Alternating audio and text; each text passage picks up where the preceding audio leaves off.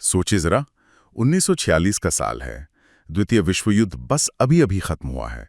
British साम्राज्य ने Hitler को हरा दिया है और दुनिया के एक बहुत बड़े हिस्से पर उनका दबदबा कायम है। बिल्कुल, और वो अपने चरम पर दिख रहे थे। हाँ, लेकिन ठीक उसी वक्त बंबई के बंदरगाह पर ब्रिटिश राज की नींव बुरी तरह कांप रही है।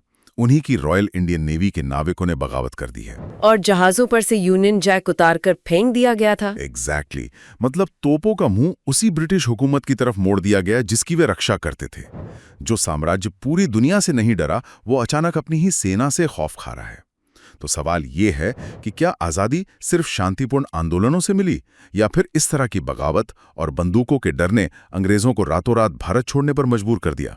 किताबों से नहीं हो रही पढ़ाई, हाईली एनिमेटेड एंगेजिंग कोर्सेज देखो MM Academy ऐप पर। और यहीं से आज का हमारा ये गहन विश्लेषण शुरू होता है।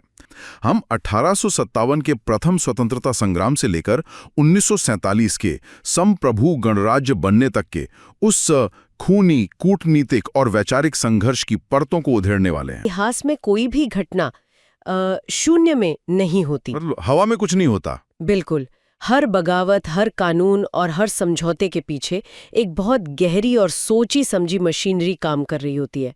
अगर हम उस मशीनरी को समझ लें तो 1857 से 1947 तक का सफर एक रैंडम टाइमलाइन न लगकर एक सस्पेंस थ्रिलर जैसा लगने लगता है। तो चलिए इसे थोड़ा विस्तार से समझते हैं और शुरुआत करते हैं उस सबसे बड़े धमाके से जिसने ईस्ट इंडिया कंपनी को उखाड़ फेंका, 1857 का विद्रोह। हाँ, जिसे अक्सर लोग बहुत सीमित नजरिए से देखते हैं। बिल्कुल, अक्सर इसे बस चर्बी वाले कारतूसों के गुस्से तक सीमित कर दिया जाता है। लेकिन ये तो सिर्फ एक चिंगारी थी, है ना? बारूद तो बहुत पहले से बिछाया जा रहा था। एग्जैक्टली वो बारूद पूरे 100 सालों के आर्थिक शोषण और सामाजिक दखलंदाजी का नतीजा था।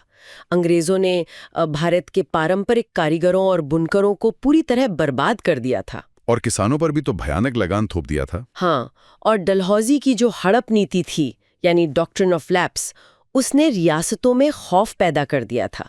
तो 1857 में जब वो विद्रोह फटा तो उसने ईस्ट इंडिया कंपनी की प्रशासनिक मशीनरी की धज्जियां ही उड़ा दी। मतलब सिस्टम की जो बुनियादी कमियां थीं वो सामने आ गईं। बिल्कुल, लंदन में बैठे क्राउन को समझ आ गया कि एक व्यापारी कंपनी के भरोसे इतने बड़े उपमहाद्वीप को नहीं संभाला जा सकता। नतीजा ये हुआ कि 1858 की भारत सरकार अधिनियम के तहत सत्ता सीधे महारानी विक्टोरिया के हाथों में चली गई और अंग्रेजों ने अपनी फूट डालो और राज करो की नीति को और मजबूत कर लिया।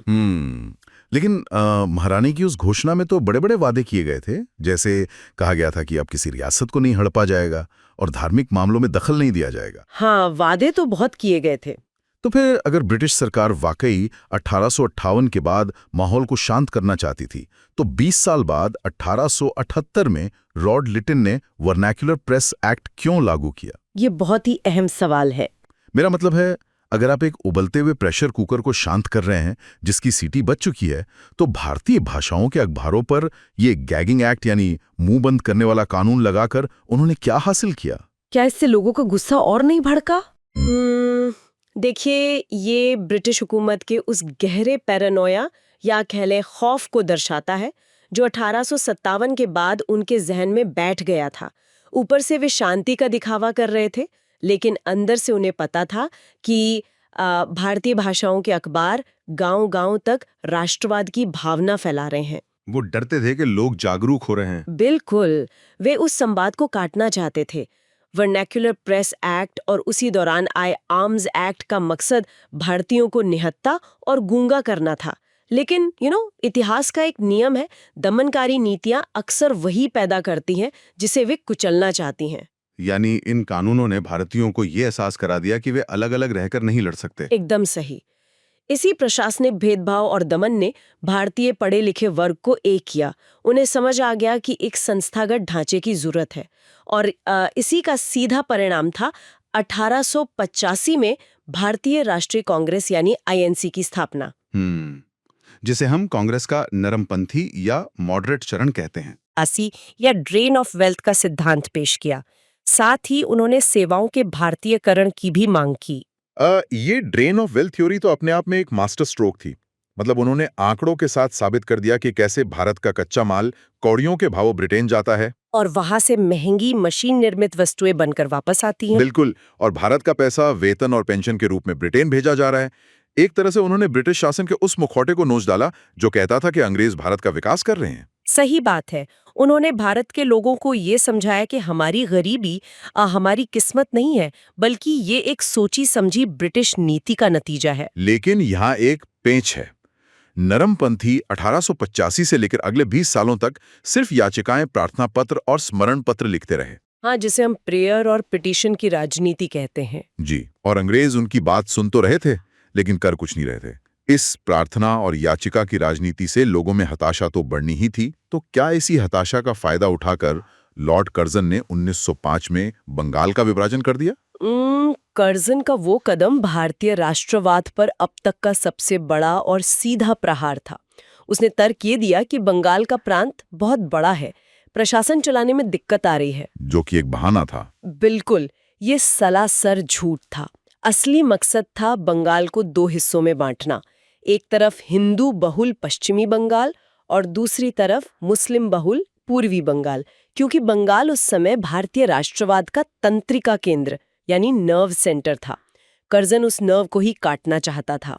लेकिन कर्जन का ये दाव उसी पर बहुत भारी पड़ा। इस विभाजन के विरोध में स्वदेशी और बहिष्कार आंदोलन फूट पड़ा, और इसका असर बहुत व्यापक था। और यहाँ जो सबसे बड़ा बदलाव देखा वो ये था कि ये अब सिर्फ पढ़े लिखे वकीलों का आंदोलन नहीं रहा। पहली बार महिलाएं अपने घरों से बाहर आईं, छात्रों ने सरकारी स्कूल कॉलेज छोड़ दिए और विदेशी कपड़ों की होली जलाई गई।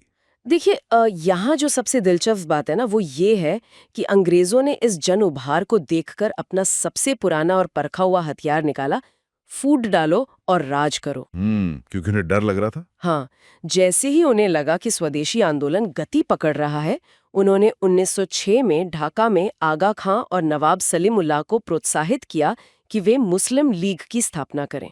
तो मतलब अंग्रेजों ने लीग को कांग्रेस के खिलाफ खड़ा किया। एग्जैक्टली। ये लीग कांग्रेस के राष्ट्रवाद के खिलाफ एक संस्थागत काउंटर पॉइंट थी, यानी प्रतिसंतुलन। अंग्रेजों ने मुसलमानों को ये डर दिखाया कि अगर कांग्रेस मजबूत हुई तो हिंदू बहुसंख्यक तुम पर हावी हो जाएंगे। और अंग्रेजों की ये चाल सिर्फ बाहरी तौर पर ही काम नहीं कर रही थी। कांग्रेस के अंदर भी 1907 में सूरत में एक बड़ा धमाका होता है। नरमपंथियों और गर्मपंथियों, जिन्हें हम एक्सट्रीमिस्ट कहते हैं, उनके बीच विभाजन हो जाता है। सूरत का वो विभाजन कोई साधारण मतभेद नहीं था। ये स्वदेशी आंदोलन की गति और उसे लागू करने के तरीके पर एक गहरा वैचारिक टकराव था। नरमपंथी और गर्मपंथी अलग अलग चीजें चाहते थे।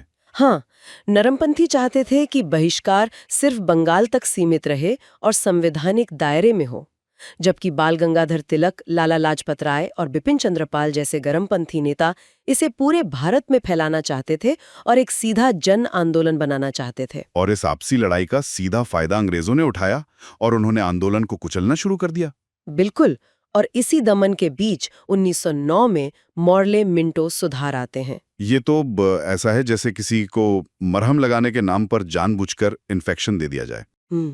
ये उपमा पूरी तरह से सटीक है।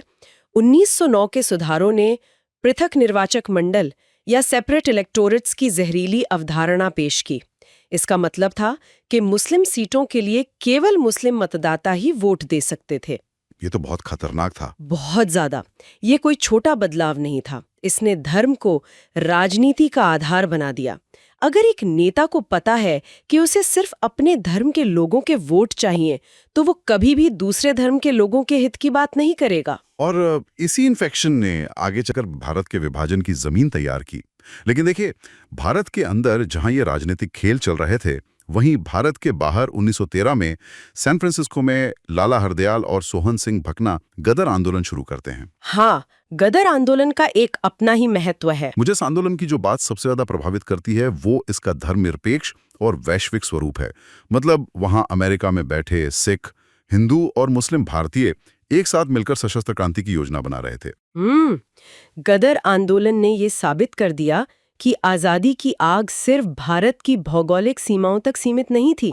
उनका स्पष्ट उद्देश्य था कि प्रथम विश्व युद्ध में ब्रिटेन के उलझने का फायदा उठाकर भारत में सेना के अंदर बगावत करवाई जाए। लेकिन वो कामयाब नहीं हो पाए। हाँ, हालांकि गदर आंदोलन अपने तात्कालिक लक्ष्य में विफल रहा, लेकिन उसने क्रांतिकारी राष्ट्रवाद की एक ऐसी नींव रखी जिसने आगे चलकर भगत सिंह जैसे युवाओं को प्रेरित किया। बिल्कुल। और अब इस कहानी में एक ऐसे व्यक्ति की एंट्री होती है जिसने पूरे खेल के नियम ही बदल दिए। 1915 में महात्मा गांधी दक्षिण अफ्रीका से लौटते हैं, लेकिन वो आते ही तुरंत किसी बड़े आंदोलन में नहीं कूदते। हाँ, क्योंकि गांधी जी के राजनीतिक गुरु गोपाल कृष्ण गोखले ने उन्हें सलाह दी थी कि पहले 1 साल तक कान खुले रखो और मुंह बंद। मतलब पहले देश को समझो। एग्जैक्टली। गांधी जी ने पूरे भारत का भ्रमण किया। उन्होंने अपनी तकनीक, जिसे वे सत्याग्रह कहते थे, उसे सीधे पूरे देश पर नहीं आजमाया। पहले उन्होंने चंपारण में नील किसानों के लिए, खेड़ा में लगान के खिलाफ और अहमदाबाद में मिल मजदूरों के लिए स्थानीय स्तर पर इसका सफल प्रयोग किया। और इससे जनता के बीच उनका एक ऐसा विश्वास कायम हुआ जो शायद ही किसी और नेता के पास था। और फिर मैं ये भी जोड़ना चाहूंगा कि 1916 का लखनऊ पैक्ट और एनी बेसेंट व तिलक की होम रूल लीग ने भी एक बड़ा काम किया। जी बिल्कुल। उसने नरमपंथियों और गरमपंथी को, कांग्रेस और मुस्लिम लीग को भी एक मंच पर ला दिया था। हाँ, ये एकता का एक बहुत अहम पल था। लेकिन फिर 1919 का भयानक दौर आता है। प्रथम विश्व युद्ध खत्म हो चुका था। भारतीयों को लग रहा था कि युद्ध में ब्रिटेन का साथ देने के बदले उन्हें स्वशासन का कोई इनाम मिलेगा। लेकिन इनाम में मिला क्या? क्रूर रॉलेट एक्ट। बिल्कुल। एक ऐसा अंधा कानून जिसमें बिना वकील, बिना अपील, बिना दलील के किसी को भी जेल में डाला जा सकता था। और इसी क्रूर कानून के विरोध का नतीजा था जलियांवाला बाग हत्याकांड, जिसने पूरे देश को हिलाकर रख दिया। हाँ, उस गोलीकांड ने सिर्फ लोगों की जान ही नहीं ली, बल्कि उसने ब्रिटिश न्याय प्रणाली और उनकी तथाकथित सभ्यता के मुखौटे को हमेशा के लिए तार-तार कर दिया। जो भारतीय अब तक ये मानते थे कि अंग्रेज मूलतः न्यायप्रिय हैं, उनका ये विश्वास पूरी तरह उठ गया। और उसी समय जो मॉन्टेग्यू चेम्सफोर्ड सुधार आए, उन्होंने भी प्रांतों में बस द्वैध शासन या डायरकी लागू करके लोगों को निराश ही किया। मतलब अगर मैं इसे सही समझ पा रहा हूं तो डायरकी का मतलब ये था कि अंग्रेजों ने वित्त और पुलिस जैसे असली ताकत वाले विभाग अपने पास सुरक्षित रख लिए। हाँ, रिजर्व्ड सब्जेक्ट्स। जी। और शिक्षा या स्वास्थ्य जैसे विभाग जिनमें सिर्फ पैसा खर्च होता था और कोई असली ताकत नहीं थी, वे भारतीय मंत्रियों को दे दिए। मतलब एक तरह से बिना ताकत की जिम्मेदारी थोप दी गई। एकदम सही विश्लेषण है। ये स्वशासन का एक बहुत बड़ा छलावा था। जब कोई असली वित्तीय शक्ति ही नहीं है तो भारतीय मंत्री क्या काम कैसे करेंगे?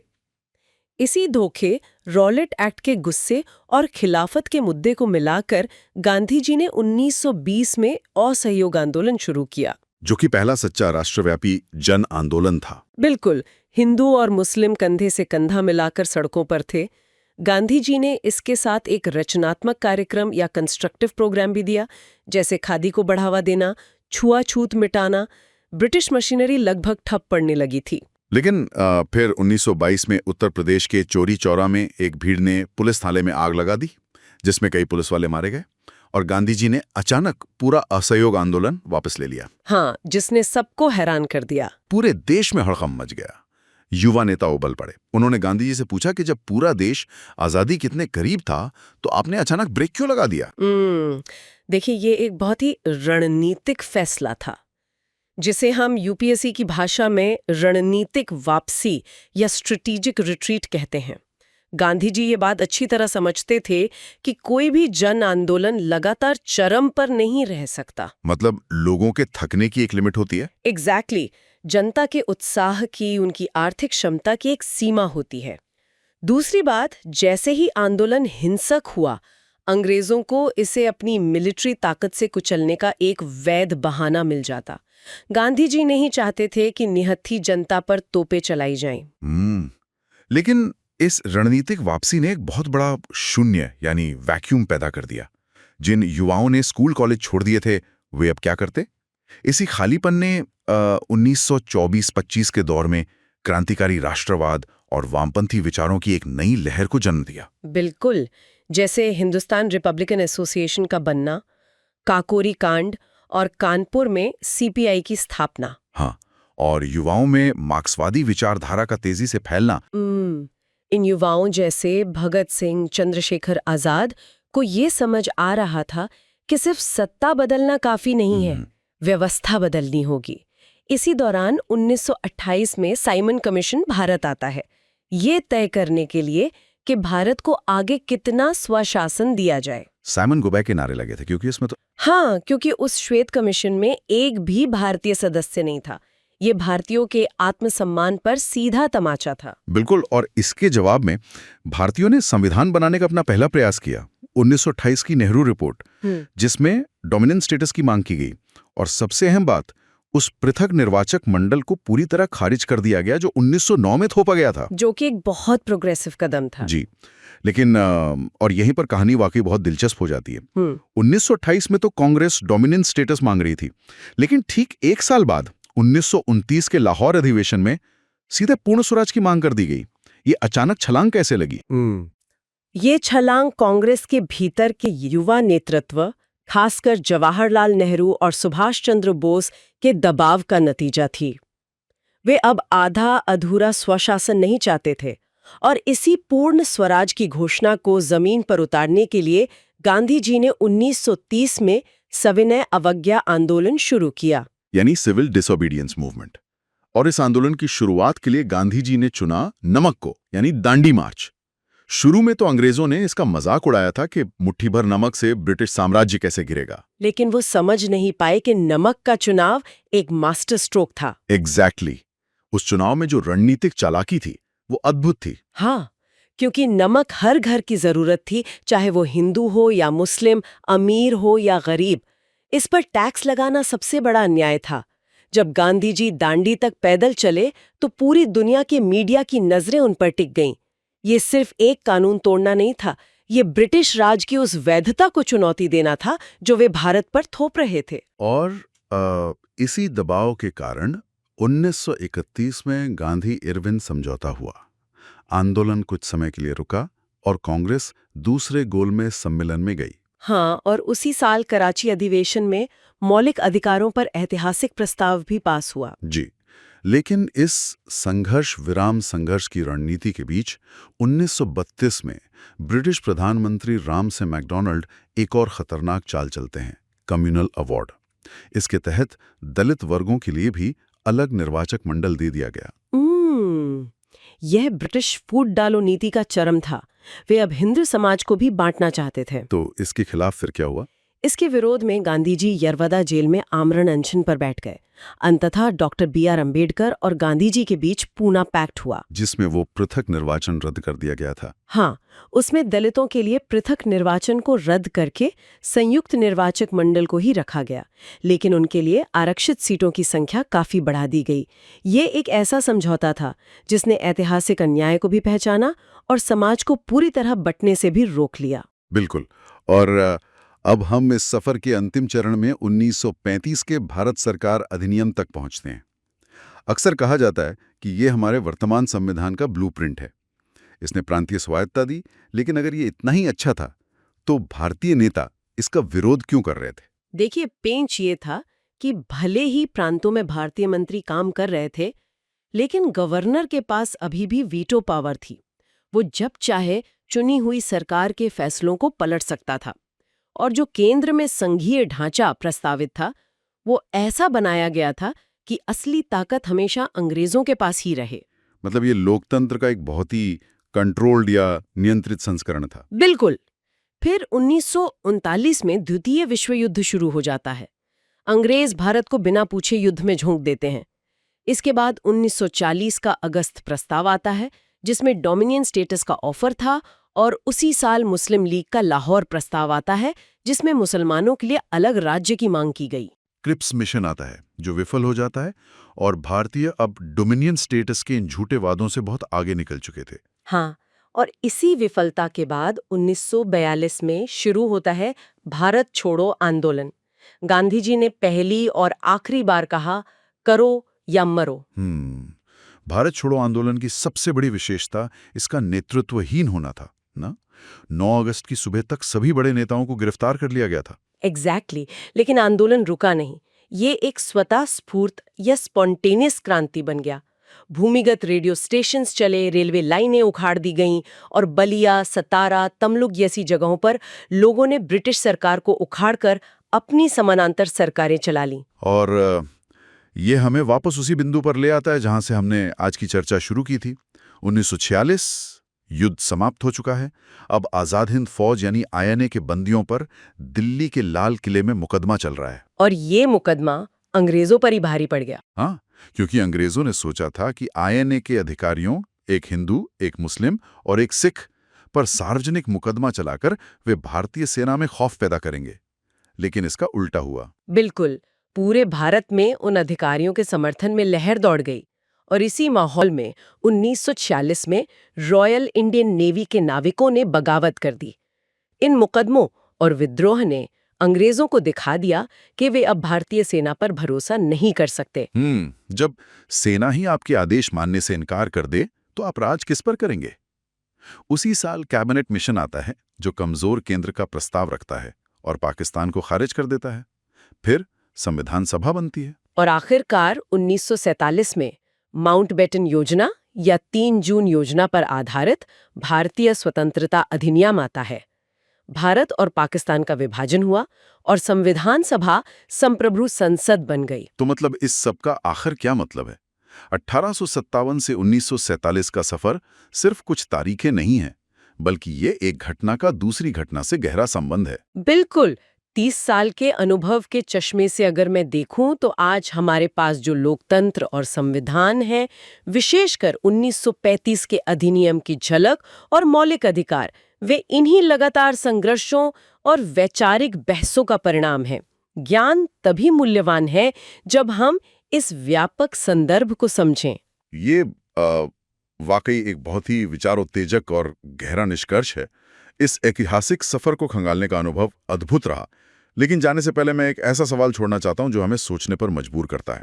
जरा सोचिए, अगर 1946 में नौसेना के विद्रोह और आईएनए के मुकदमों ने अंग्रेजों को ये नहीं डराया होता कि भारतीय सेना अब उनके नियंत्रण में नहीं है, तो क्या सिर्फ राजनीतिक जन आंदोलन अंग्रेजों को 1947 में भारत छोड़ने पर मजबूर कर पाते? ये सोचने वाली बात है। जी, या फिर यह आजादी की लड़ाई कुछ और दशक खिंच जाती?